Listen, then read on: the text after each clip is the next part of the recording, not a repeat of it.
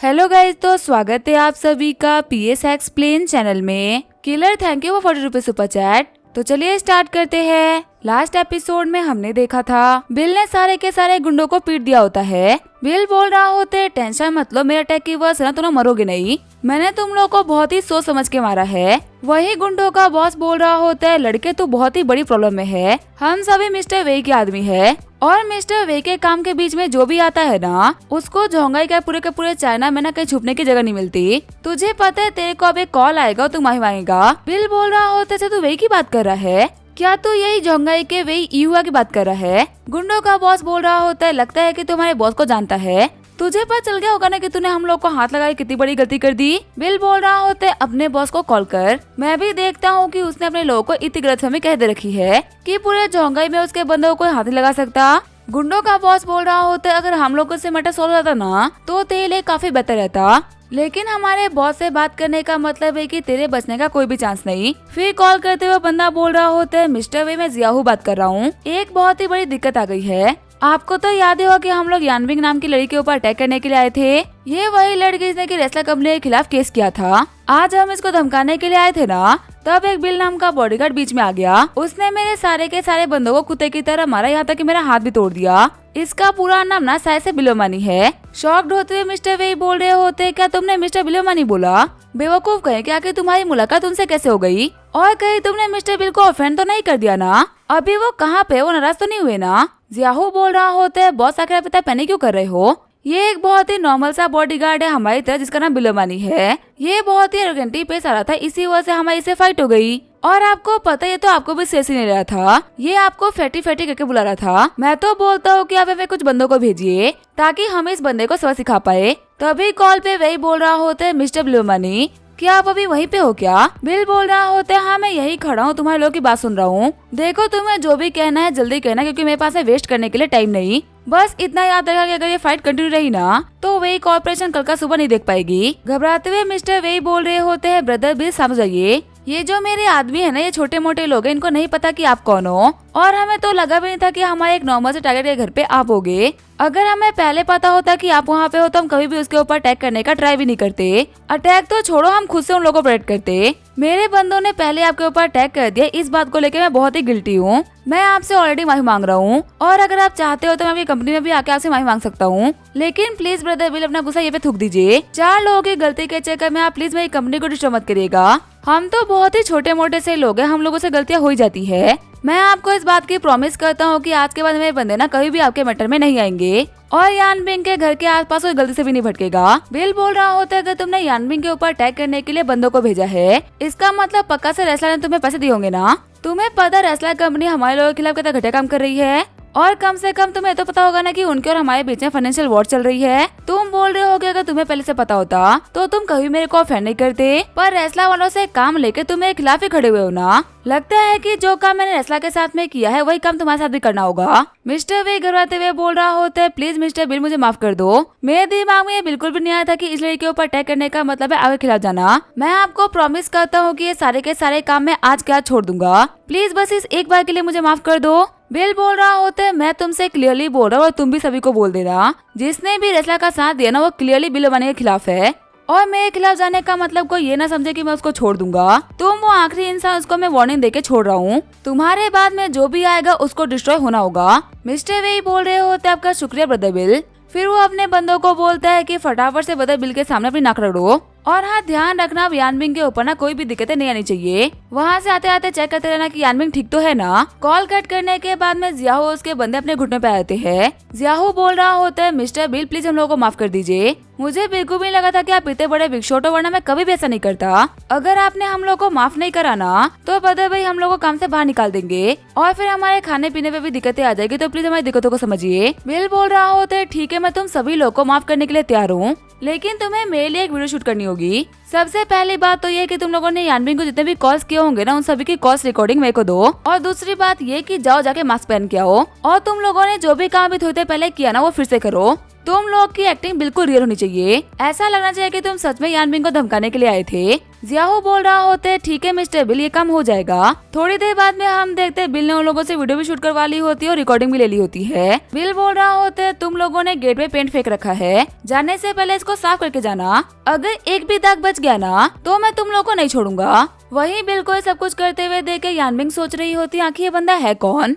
जहाँ तक मुझे पता है ना, वेई कॉर्पोरेशन एक बहुत ही बड़ी कंपनी है जिसकी वैल्यूएशन कम से कम बिलियंस में होगी और उस कंपनी का ओनर ना इनसे इधर डरा हुआ था। क्या सच में जो ये ब्रदर बिल एक बॉडीगार्ड है? पीछे मुड़ते हुए बिल बोल रहा होता है घबराओ मत, अब कोई भी दिक्कत नहीं आने वाली। यानबिंग बोल रही होती है मिस्टर बिल क्या सच में आप एक बॉडीगार्ड हो? क्योंकि अभी आपने जो भी कुछ किया ना वो काम एक बॉडीगार्ड तो नहीं कर सकता।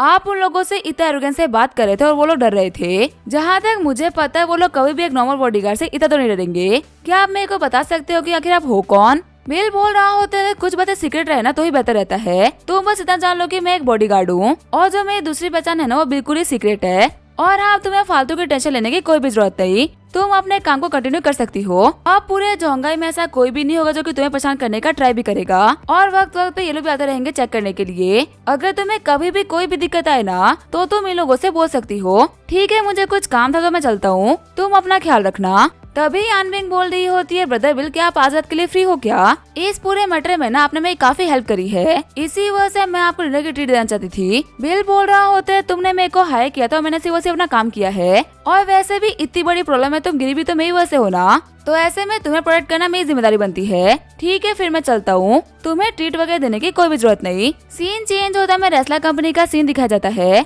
मिस्टर हार्वर्ड बोल रहे होते मेरे दिमाग में तो कुछ भी नहीं आ रहा। जब से बिल अम्बानी की तरफ से हमारे ऊपर अटैक हुआ है ना हम कुछ भी नहीं कर पाए, हम बस हाथ पे हाथ रखे बैठे रह गए और हमारी जो मार्केट वैल्यूएशन है वो गिरती गई। देखा है तो इस पूरे मैटर में ना हम लोगों ने कुछ गलतियां भी करी। सबसे पहले चीज अपने खराब कार्स को यहाँ पे लेके आके बेचना ना बहुत ही बड़ी गलती थी। चाहे वहाँ के कस्टमर्स हो या फिर यहाँ के कस्टमर्स पे तो दोनों ही कर रहे हैं ना। एक बार ये मैटर सॉल्व हो जाए उसके बाद हम अपनी प्रॉब्लम को सुधार लेंगे। वैसे यंग तुमने कहा था कि तुम कुछ बहुत ही कमाल करने वाले हो जिसकी वजह से हो सकता है कि ये मैटर सिर्फ एक दिन में सॉल्व हो जाए। तुमने तो मेरे को बताया भी नहीं कि आखिर तुमने ऐसा भी क्या किया जिसकी वजह से ये मैटर एक ही दिन में सॉल्व हो जाएगा। मिस्टर यांग बोल रहे होते आपको पता जब सीधी उंगली से गिरा निकले ना तो उंगली को टेढ़ा करना ही पड़ता है और मैंने भी ज्यादा कुछ नहीं किया, बस इसी टेक्निक का यूज करा है। ये सारा मैटर स्टार्ट हुआ है यानबिंग के एक्सीडेंट की वजह से। हमारे ऊपर भी केस भी यानबिंग नहीं कर रखा है और यानबिंग को ढाल की तरह यूज करके मेंटेनेंस ग्रुप ना हम लोग के ऊपर अटैक कर रही है। अगर हम कैसे भी करके उन लोगों की ढाल यानी कि यानबिंग को तोड़ दे तो वो लोग ना हमारे खिलाफ कुछ भी नहीं कर पाएंगे। हम लोगों ने पहले यानबिंग को पैसा ऑफर किया था लेकिन वो नहीं मानी,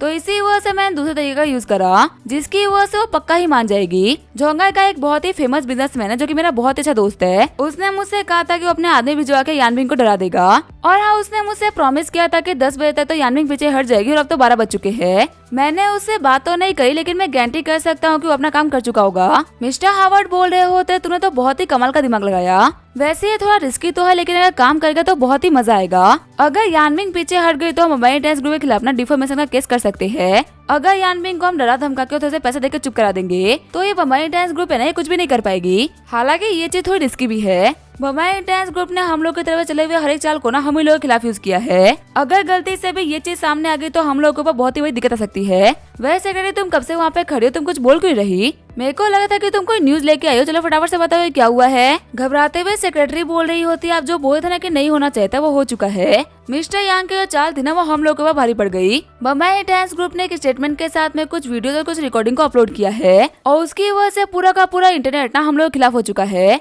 हम लोग को इतना बैकलेस मिल रहा है कि इसका जो इम्पैक्ट है ना वो हम लोग को कल शेयर मार्केट में देखने को मिल जाएगा। मिस्टर यांग बोल रहे होते आके तुम इतना सस्पेंस क्यों क्रिएट कर रही हो, फटाफट से बताओ ना ये क्या हुआ है। सेक्रेटरी बोल रही होती है मेंटेनेंस ग्रुप ने स्टेटमेंट जारी करा है कि हम लोगों ने गुंडे भेज के यानबिंग को डराने का ट्राई किया है। यहाँ तक कि काफी सारी कॉल रिकॉर्डिंग्स भी है जहाँ पे बार बार रेस्ला का नाम लिया जा रहा है और धमकियां दी जा रही है। सबसे बड़ी बात तो ये है कि यानबिंग के घर के ऊपर जिन गुंडों ने अटैक किया था ना वो तक रिकॉर्ड किया गया है। कैसे उन लोगों ने उसके घर के ऊपर पेंट फेंका और कैसे उसको डराया धमकाया सब कुछ ऑनलाइन आ चुका है। जो चुनिंदा लोग पहले हम लोग के साथ में थे ना वो भी हम लोगों के खिलाफ हो चुके हैं। उन लोगों का कहना है कि पहले हम लोगों ने घटिया कार्स बनाए और अपने कस्टमर्स की बात नहीं सुनी और उसके बाद में हम लोग सही तरीके से केस फाइट ना करके अपने कस्टमर्स को धमका रहे हैं। देख के लगे कि हमारी कंपनी कोई बहुत ही बड़ी कंपनी, ऐसा लग रहा है कि हम कोई रोड पे चलने वाले गुंडे हैं। आगे बढ़ते हुए मिस्टर यांग बोल रहा होते तो बिल्कुल ही इम्पॉसिबल है कि कैसे हो सकता है। वही ने बोला था कि उसके बंदे एकदम प्रोफेशनल्स है और वो बहुत सफाई से काम करते हैं। आखिर इतने एविडेंसेस बाहर कैसे आ सकते हैं। मैं अभी क्या उसको कॉल करता हूँ और पूछता हूँ कि आखिर सब कुछ हुआ कैसे।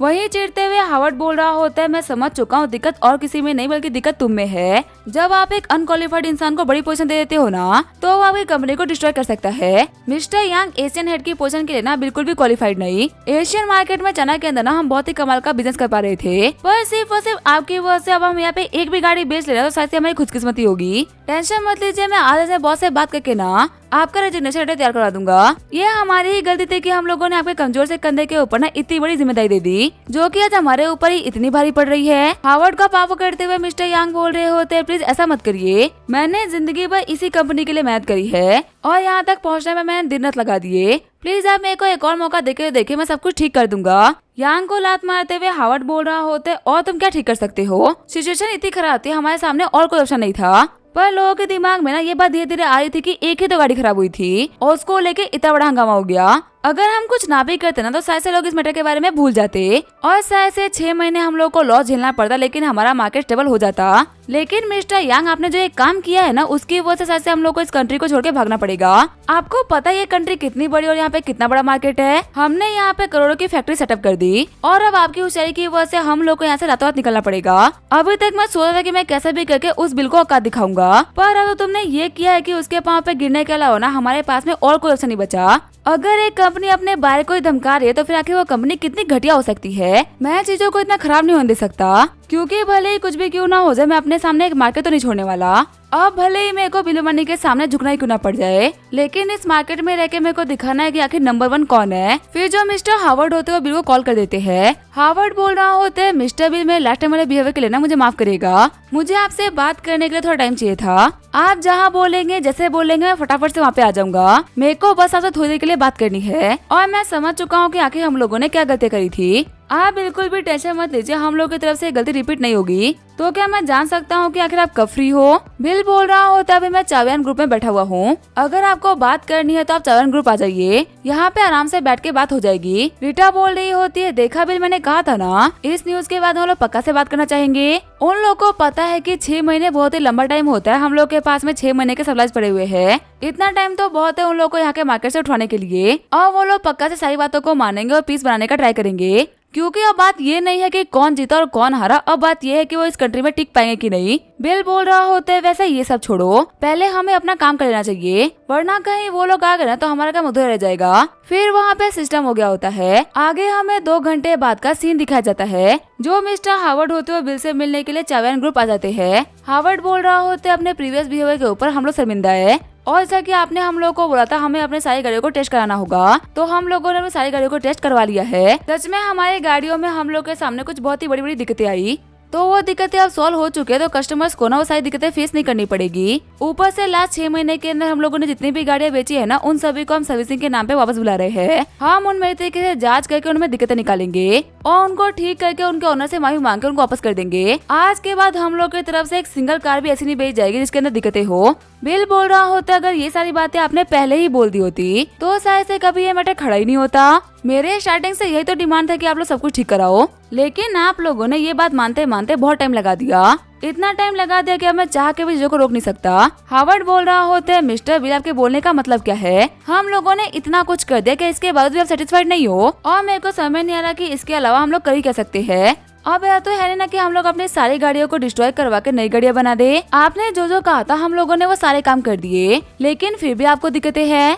अब तो हमारे पास सब कुछ ठीक करने का चारा भी नहीं बचा। अगर आपको हम दोनों कंपनीज का ऐसे टाइम वेस्ट करना है तो करिए, किसी को भी इससे फायदा नहीं मिलने वाला। वॉर भले ही जमीन की हो या फिर फाइनेंशियल लॉसेस दोनों पार्टी को झेलने होते हैं, और अगर हमारी कंपनी को लॉसेस होंगे तो हमारे जो कॉम्पिटिटर्स है ना वो आगे निकल जाएंगे। बिल बोल रहा होता है, नहीं मिस्टर हावर्ड, आप चीजों को ना समझ ही नहीं पाए। फाइनेंशियल वॉर और जमीन की वॉर कभी भी एक नहीं हो सकती, क्योंकि फाइनेंशियल वॉर के अंदर ना एक को नुकसान और एक को फायदा होता है। अब आप ही बताइए कि स्टार्टिंग से लेके अभी तक मेरे को क्या लॉसेस हुए हैं। आपकी रेस्ला कंपनी डे बाय डे अपने बिलियंस के नुकसान झेल रही है। आप लोग जो दिन के 5 यूनिट बेच लेते थे, अब आप लोग की एक भी यूनिट नहीं बिक रही, लेकिन वही जो मेरे शेयर्स है ना वो डबल हो रहे हैं। मुझे इतना प्रॉफिट तो आज तक कभी भी नहीं हुआ जितना कि आपसे पंगा लेने के बाद में हो रहा है। तो फिर आखिर में मेरे पास में ऐसा क्या रीजन है इस वॉर को रोकने का? हावर्ड बोल रहा होता है, जो भी कुछ कर रहे हो ना बिल्कुल भी सही नहीं। बिजनेस वर्ल्ड में लोग एक दूसरे को सपोर्ट करते हैं ताकि वो आगे बढ़ सके। अगर आप ऐसे बिजनेसमैन बिजनेस वर्ल्ड में रहे ना तो कभी भी कोई आगे बढ़ ही नहीं पाएगा। आप बस ये चाहते हो कि हम आपकी कंट्री में चीजें ना बेचे, आप एक बार सोच के देखिए कि आपकी कंट्री हम लोगों को कितना कुछ बेचती है।